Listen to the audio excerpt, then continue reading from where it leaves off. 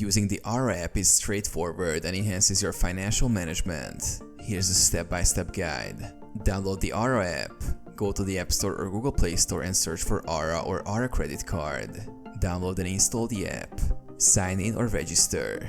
Open the app and sign in with your existing Axis Bank credentials. If you're a new user, register by providing your personal details, including your Axis Bank account or credit card information.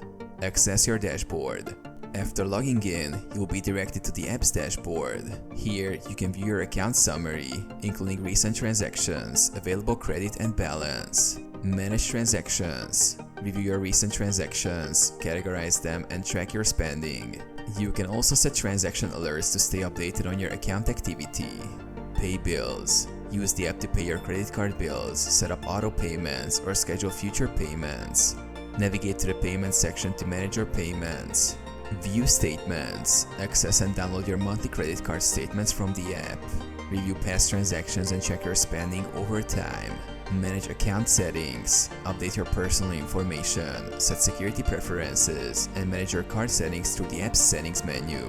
Contact support. If you need assistance, use the app's help or contact us feature to reach Axis Bank's customer support.